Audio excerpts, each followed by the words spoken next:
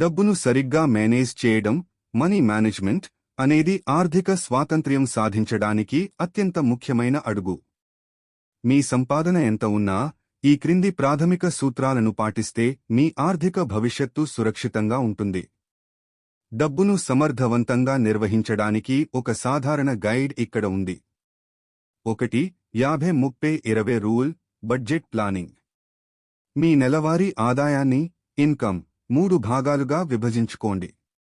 50% అవసరాలు, నీడ్స్, ఇండ్ల అద్దె, కిరాణా సామాగ్రి, కరెంట్ బిల్లు, పిల్లల ఫీజులు మరియు అప్పుల ఈఎంఐస్.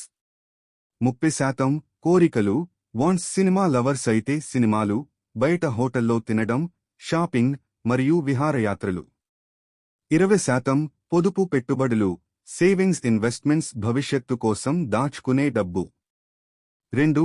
అత్యవసర నిధి, ఎమర్జెన్సీ ఫండ్. జీవితంలో ఎప్పుడు ఏం జరుగుతుందో చెప్పలేం.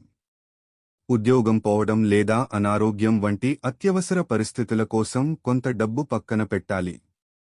మీ నెలవారీ ఖర్చులకు 3 నుండి 6 రెట్లు ఎక్కువ డబ్బును ఒక ప్రత్యేక సేవింగ్స్ అకౌంట్లో లేదా లిక్విడ్ ఫండ్స్లో దాచండి. 3. అప్పుల నియంత్రణ, డెట్ మేనేజ్మెంట్. క్రెడిట్ కార్డ్ వాడకం. క్రెడిట్ కార్డ్ బిల్లులను ప్రతి నెలా గడువు లోపల పూర్తిగా చెల్లించండి. కేవలం మినిమం డ్యూ మాత్రం కడితే భారీ వడ్డీ పడుతుంది.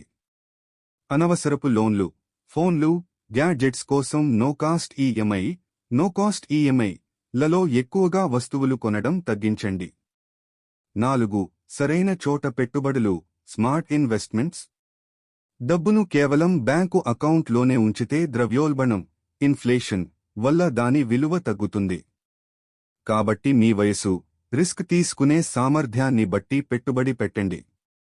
తక్కువ risk, public provident fund PPF, fixed డిపాజిట్లు ఎఫ్డి.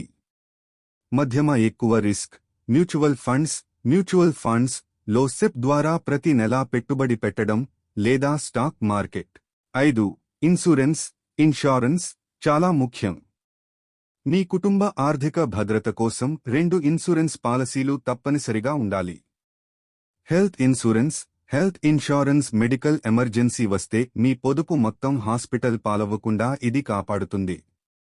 టర్మ్ ఇన్షూరెన్స్ ఇంటి సంపాదనపరుడికి ఏదైనా జరిగితే కుటుంబం రోడ్డున పడకుండా ఉండటానికి ఇది.